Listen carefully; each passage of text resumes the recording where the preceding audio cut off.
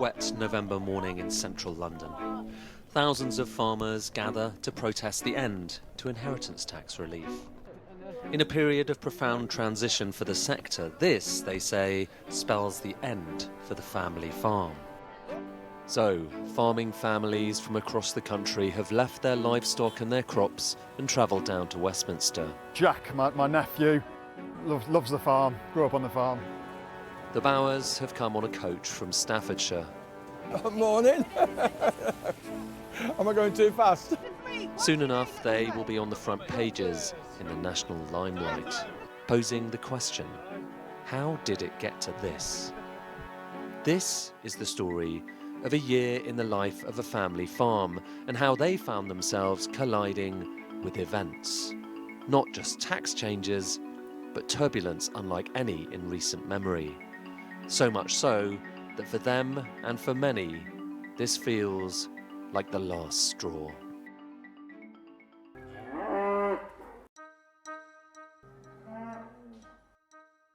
"10 months before that demonstration, winter in Lower Drayton Farm in Staffordshire. Richard Bower is the third generation of his family to farm this land. We lived in a fantastic big farmhouse. The top floor in the farmhouse was full of toys. Lots of the toys were the same as what Dad had out on the farm as well. So probably from the young age knew we were always going to be farming. I used to have my own calves, so before I go to school I'd be giving them milk and feeding them, and then in the evenings I'd be feeding them, and then Dad actually let me sell them as well. He works side by side with his father, Ray, who turns 72 this year. That's it, took them away. And it's not always easy. Steady, because Yeah. I'm not doing anything. you're pushing the gate. Yeah, just to you. That's Okay. all. Even in winter, when the farm is quieter, the hours are long and time for family is short. I'll try and be there, but we are just with the cows at the moment. Yeah, see the moos? See the Alexander. moo cows? Hello, mate. Hello. Hello, cheeky. Look at these calves. My grandson. Yeah? What can you see, Alexander? See the cows? Yeah, can you say moo? Oh, you're saying bar. The Bowers farm 750 acres, and fields are sodden after a record-breaking 18 months of rainfall. But there is still harvesting to be done, and this 12-acre field alone will yield 700 tonnes of carrots, all bound for supermarket shelves. They work with a contractor who specialises in carrots, travelling from farm to farm 365 days of the year. They're supplying one of the biggest supermarkets in the UK, which is a massive mouth to feed, essentially. And yeah, lorries after lorries after lorries. Contract farming has been around for decades, but has grown in popularity in recent years. Anything that spreads the risk in increasingly uncertain times is a help. And there are many, many risks. Wheat is the biggest crop the Bowers grow by area.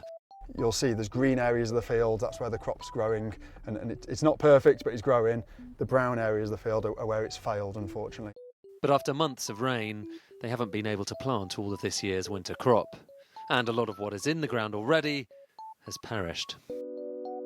The water's ran from the top of the field and it's just ran down this middle part of the field and basically almost just drowned what was planted there. So was this flooded? Not quite flooded, but again, with the amount of rain we were having, those extreme storms we're having, when you're having a couple of inches of rain in less than a 24-hour period, the soil just can't cope, essentially. And you're going to drill this again? We're going to hopefully try and drill it, yeah, and probably the cost of seed has gone up probably by about 40% as well. That matters, because wheat makes up 60% of their farming income. In other words, a hit to the yield is a hit to their profits. It's like unwrapping their Christmas present or their birthday present. And this is basically last year's wheat straw crop. With the field cold and sodden, most of the winter work is about tending to the animals. In these sheds, next to herds of Aberdeen Angus and Hereford cattle, are 100 ewes, many of them getting ready to lamb. As they plan the year ahead, Richard and Ray also need to get to grips with a new subsidy scheme For this is the year EU farm payments are finally phased out. As in many families, father and son found themselves in opposing camps over Brexit, but both are now trying to adjust to the world that follows. Before he was born, I voted to go in. Right, Right. But I voted to come out. right. And we're still... Okay. And you I voted to remain, to be honest. Okay. How were the conversations around the kitchen table in 2016? As you get to know us, you'll find we challenge each other quite a lot. I was just nervous about the security that we had within the Common Agricultural Policy. There's a 7-year budget as well. Now we might have a budget depending on what government we've got. But we'd already sent that money to Europe. Right, okay. Yeah, but it's like anything. I've always said if you're not at the table, you're on the menu essentially. So if you're not on the table, you're on the menu. The transition away from European subsidies means Richard and Ray are now adjusting to a new payment system with a very different focus. And the margins are all about leaving wildlife corridors on the farm, birds and bees and different animals as well. But those requirements kind of shift and change. It is very environmentally focused rather than food. Food is almost like the cousin to the environment, or the poor cousin, unfortunately. When Britain voted for Brexit, the Bowers also started thinking about other ways to make money. These sell really, really well. Tractors are very good as well, those over there. So they opened a soft play centre during COVID. All different colours. Masses, of course. Ray's partner Val runs the toy shop. And then the girls can get it up on the till. An idea born out of the uncertainty around leaving the EU and funded by sacrificing parts of their traditional farm business. We had to sell 200 cattle to fund the play barn. We had to take out loans to fund the play barn on the asset. We had to sell 400 lots of machinery to fund the play barn as well, and that was a business decision that we took. What was this before? It was a soft play area. Before my time. To my left was the potato shed. This was our grain shed. So that was a potato shed there and that was a grain shed there. Yeah. And now... Yeah. Exactly. And then this was the farmyard here. But actually where we're standing was the farmyard. But I can remember growing up, we'd park grain lorries just there and we'd load grain out of this shed and load it straight into the lorries as well. So yeah, massive change in the last 5 or 6 years.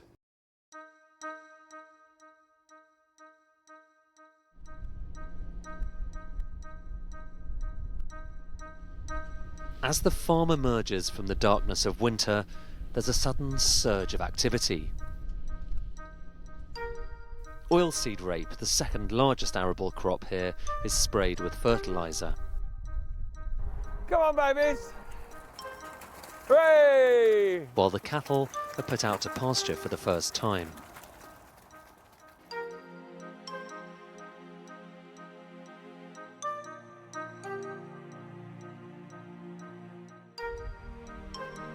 Another outside contractor is planting potatoes, but after months of wet weather, he's 4 weeks behind schedule. That spells lower yields when it comes to harvest. The sector is probably short of potatoes anyway off the back of last winter's poor weather, because there's, I think there's about 5 or 6% of the national crop, to 2023's national crop, still either in the ground or rotted in the ground, so never got harvested. And how important is it to be, to be making food? Well, it's very important because I'm always hungry. But you know what I mean? So talk about farming. A lot of farming these days, the focus is on stuff that's other than food, isn't it? Food security is extremely important, and that was so apparent during COVID. But now we're through COVID. That almost seems to have gone out the window. Food imports are easy to do and cheap, and it's as easy to bring a container load of chicken or potatoes from, as I say, they're importing potatoes from Egypt now, carrots from Israel, and stuff like that. And, so you're competing with them now? Yeah, in essence, yeah. And our costs of production are higher. People who live in Birmingham, London, Manchester, city folks, if you like, their demeanour of farmers is, they're making loads of money and they get loads of government subsidies and handouts and this, that and the other. And the truth of the matter is that well, certainly on government subsidies and handouts. If we didn't have them, there would be no agricultural business, and end of. Pretty much every farmer is facing the same economic forces: tight margins, higher input costs, and rising competition from overseas. It's hard to make money by growing food these days. After parts of their first wheat crop failed at the start of the year, Richard and Ray re-drilled. But as they inspect their work, the soil, compacted by yet more wet weather, does not look promising. Again, the rain in February it's just kept raining and raining and raining. Made this into plasticine, so there's no air in the soil as well. Any slugs? Yes, unfortunately. Oh yeah. But the worst is we'll have to re-drill it again. Every year is different. Every farmer knows this. They try to take it in their stride. But this, it turns out, is only the beginning of the family's problems this year. What comes next could prove existential for the entire farm.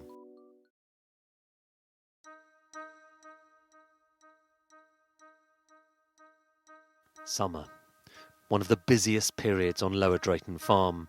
There's the traditional stuff you'd expect around now, preparations for harvest. But there's also something else, something a little unusual. Dinosaurs.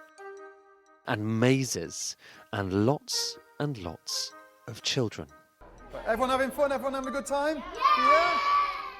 Once upon a time, kids were brought out to help with the harvest each year. These days, the children are here to play. How are you doing today, guys? This isn't a sideshow, it's a huge business opportunity for the Bowers,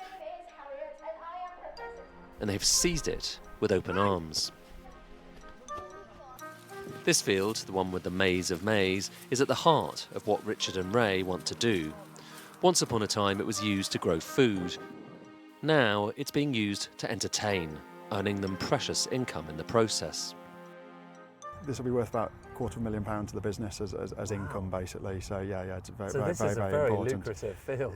Exactly. But not for the old-fashioned reasons. Exactly. The whole grain harvest, 300 acres of wheat, for example, will probably bring the same income as the summer on the farm with all our visitors as well, to be honest. And how many acres? Costs how many acres are we as well. talking about? Yeah, well, there's actually 5 acres of maize here. There's actually another 3 acres of sunflower as well. Right. And yeah, the main. So within these 8 acres, you're actually making more money than from your entire wheat crop for all of your hundreds of acres elsewhere. As long as everything goes well, yes, yeah, we are. It kind of says it all, doesn't it, about how lucrative that part of the business is versus the exactly food side. Exactly.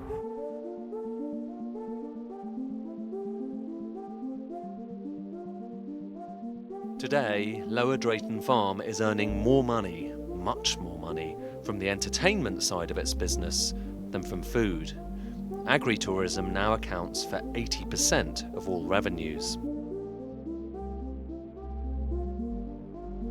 So do you want us like walking in a line almost, Patrick, or the 3 of us? Keep us apart. Keeping us apart, yeah. No exactly. fighting. But the traditional side of the business, the farming bit, looks a lot less lucrative this year, especially the wheat field that was sodden in the winter. Flag leaf's died. Yeah. So it's ripening. See that one's got no. See there, this one. That was a big green leaf that's produced that, but it's shriveled up now. What would you normally expect this to look like? Oh, Ideally, you won't be able to see any soil, basically. So Yeah. you just see heads. Same height. Some years it's Similar. taller. there's really left. And then these are the grains that we want to harvest, which are still quite soft at the moment. But in another month's time, they'll be golden and plump. And these days, when you're growing this, you're competing not just with other farmers in the UK, but all around the world. Yeah. Exactly. Are you going to make money out of this field? No. No, impossible. But for farmers, they'll be next year.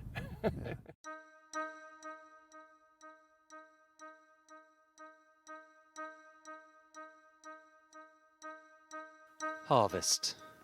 The culmination of a year of growing when finally the wheat crop is cut and counted. But even now the weather is still posing a challenge.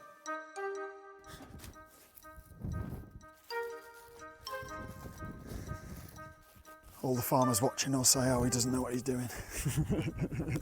We are harvesting in slightly less than ideal conditions. It is slightly damp, and when the crop's damp, it starts gripping. Now the crops are harvested, time to study the yields and prices. But the numbers are not good. Across the country, this has been one of the worst years on record. The Bowers farm is no different.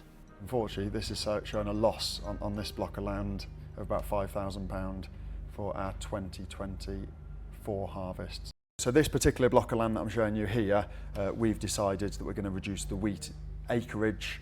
Last year it was about 100 acres, this year it's going to be about 30 acres. So we're actually going to reduce the wheat acreage on this land by 70%. We're going to increase the SFI area, the Sustainable Farming Incentive area, because we know that's guaranteed income.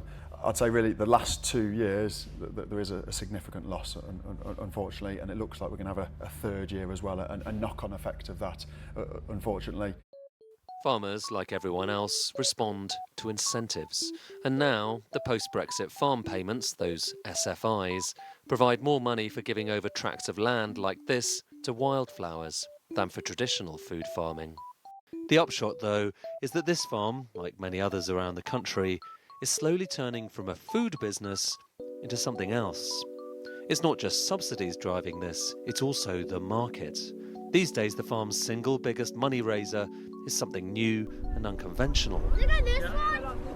A week before Halloween, it's the annual Pick Your Own Pumpkin event, with thousands of visitors every day. The busy hum of pumpkin carving is a relief after the challenges of recent months and years. But we are just days before the new Labour government's budget.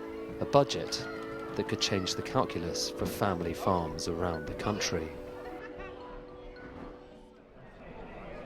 That brings us back to where we began, with farmers, including the Bowers, down in London and in the spotlight. It is a few weeks after the budget, which imposed inheritance tax on farms for the first time in decades. Farmers from around the country have travelled to Whitehall to protest.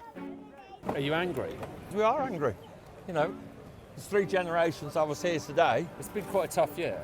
Like, it's already been a tough year, hasn't it? I mean, farmers are used to that, but we're not used to being knifed in the back, and I think we've been knifed in the back. We've had 2 bad years and 3 bad harvests, essentially, and it just isn't sustainable at all. Ray's grandson Jack has been chosen to help lead the march on a toy tractor. These are the images that will go on the next day's front pages. The next generation of farmers, their future in question.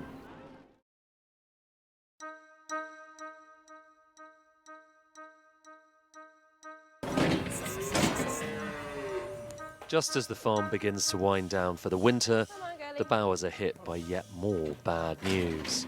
Bovine TB. 301 350.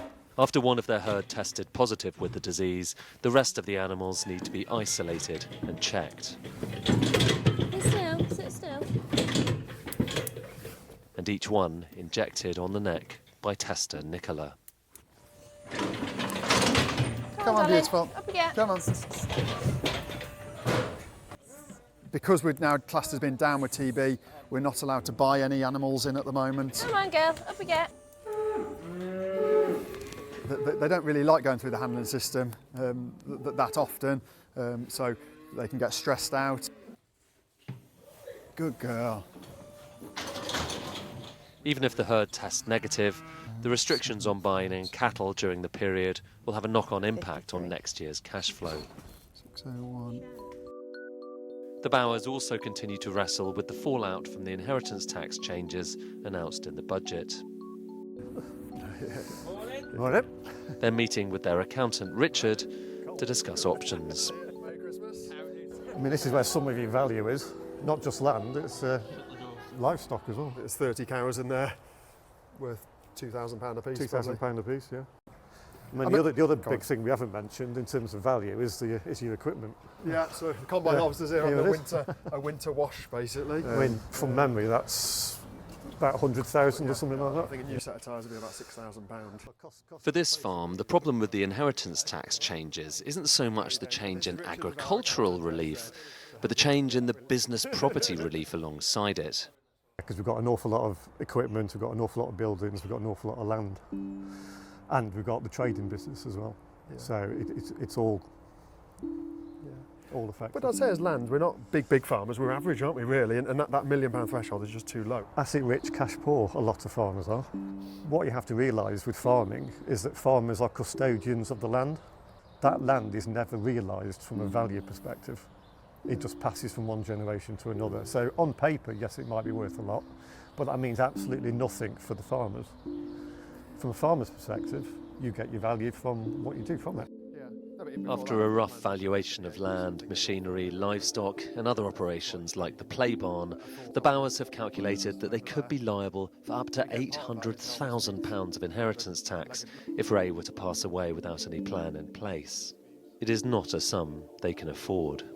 We haven't sort of gone through them in any detail yet, but the current year we're making a profit after tax of just over 50,000 on a farm of this size. That's with the play barn and all the business. That's everything. That's everything. And that £50,000 wouldn't even cover the annual bill for inheritance tax. Up until now, Richard's siblings had never been directly involved in the farm. Ray and Val had never seen the need to get married, but doing that would raise the amount that could be passed down. All of a sudden, these intimate issues are on the table because of a tax change coming from Whitehall. I've got clients now who are talking about doing pre and post nuptial agreements. The main options are, and we do need to think about this, do we bring other people into the business? Other people meaning? My brothers and sisters. Brothers and sisters, Yeah. spouses, girlfriends, boyfriends. You know, we do need to think about that. Are you also taking on a pastoral role and advising anyone to get married? First thing you said to me. Have you talked about it? Not yet. Oh, she's heard the conversation, what Richard has said, yeah.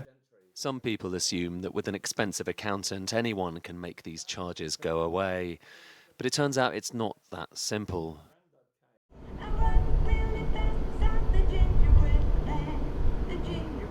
It's Christmas time on Lower Drayton Farm, and another busy period for the entertainment side of the farm.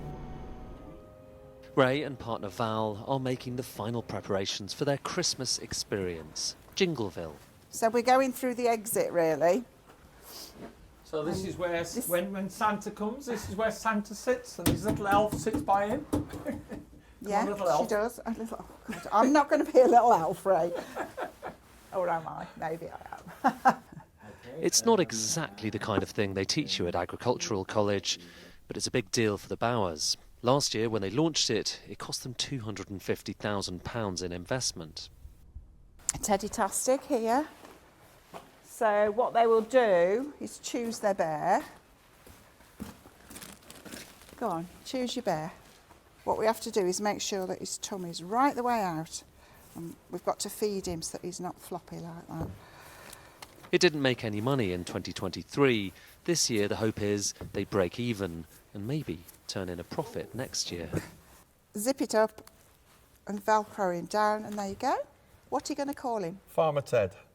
Farmer Ted. Farmer Ted.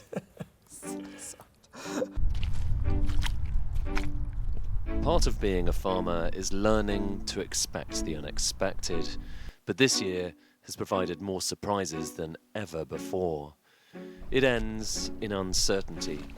Like many of their counterparts around the country, those questions about the ownership of the farm, the chances of making a profit by growing food, and about how long this way of life is sustainable are still hanging in the air.